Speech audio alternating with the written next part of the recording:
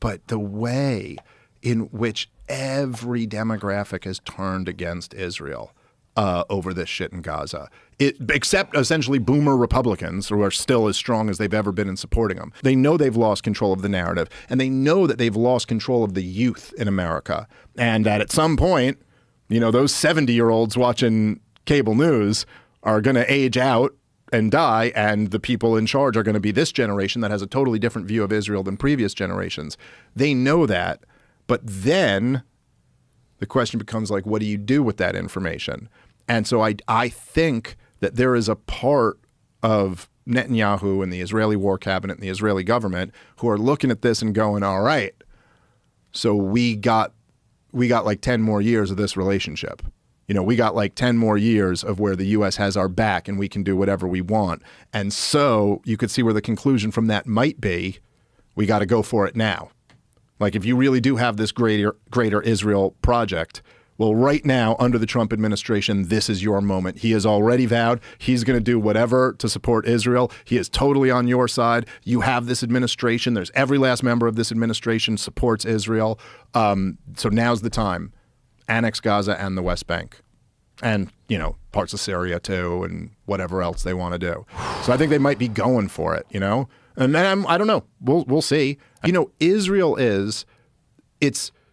it's really in many ways like the third rail of American politics. Like, this is the thing you are not allowed to talk about. This is the thing that would get you fired from CNN, would get you kicked out of D.C., would get your career ruined. You know, Pat Buchanan made a joke once on the McLaughlin Group, like years ago, like decades ago. He made a joke once where he said something about, he said Congress is Israel-occupied territory or something like that. And he, for the rest of his career, this was the scandal. This was, hit pieces were written about this. Now, the young people are totally outside of that ecosystem, and they're just hearing from different people, and they're like, no, I'm not buying it. And it's, you know, I think it's a mix of a few things. Like, I think it's just that, you know, we have the technology. It's in 4K. You can see what Israel's doing to Gaza. It is so evil that it's damn near impossible to find a way. I mean, some people do, but it is really difficult to find a way to be like, I'm actually okay with that. It's been going on for years at this point.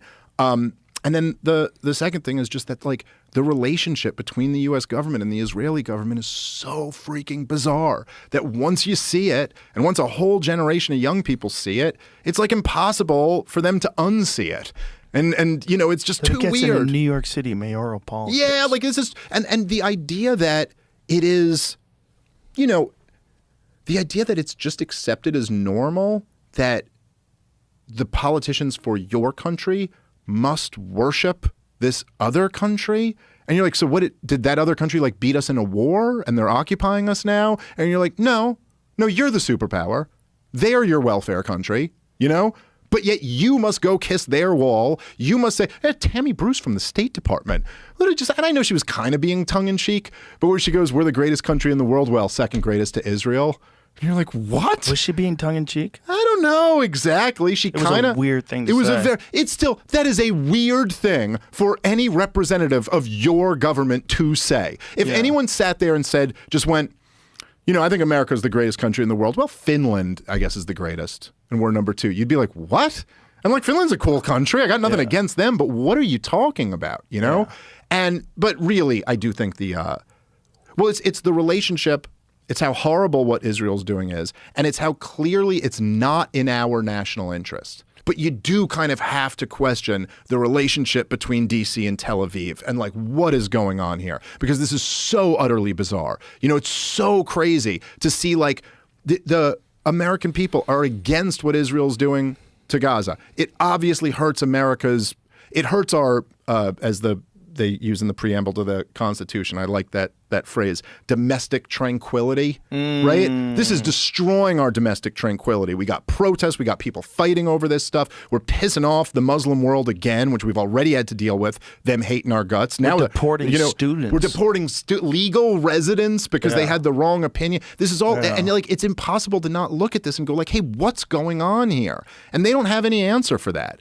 And you know, the other thing, too, is that it's just, I don't know if you've noticed this, but there's a lot of people now trying to jump off of the sinking ship. You know, a lot of people who are even like supporters of Israel who are kind of going like, I think they are going a little too far on this one. And they're trying, because it's just, you can see the writing on the wall all over the place, man. Like you're going to be looked at. This is going to be the period. And it's not even like supporting the war in Iraq. It's like much worse than that, dude. Like you're just supporting this destruction of these. They just launched another offensive on Gaza City the other day.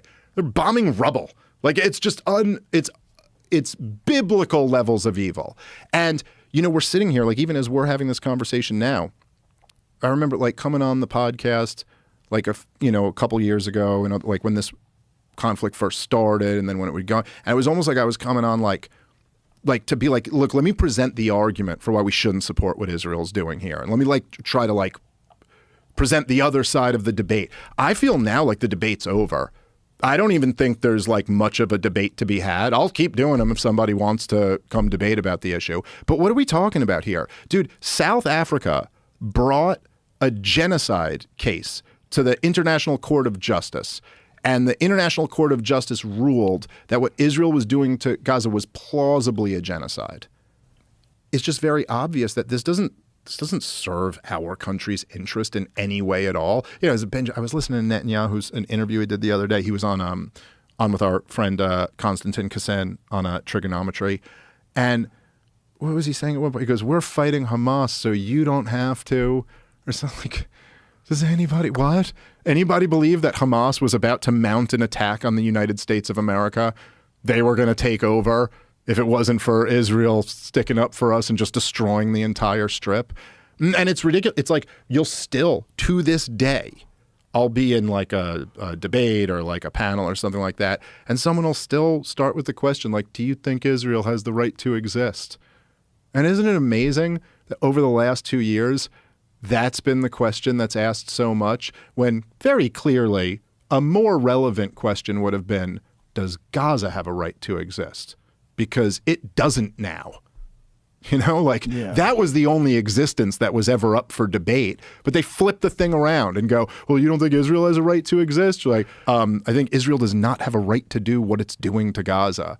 And, you know, the Israel project, or the Zionist project, always relied on this kind of claim, which is a crazy claim in a way. It's like a supernatural property right claim, right? That, you know, like that you have this, which, you know, if you go, there was that great documentary on the settlers in the West Bank, and they'll all tell you to a man or to a woman. They focus a lot on that godmother of the settlers woman, but they'll all explain to you, like in very plain English with a Hebrew accent, that God promised them all this land.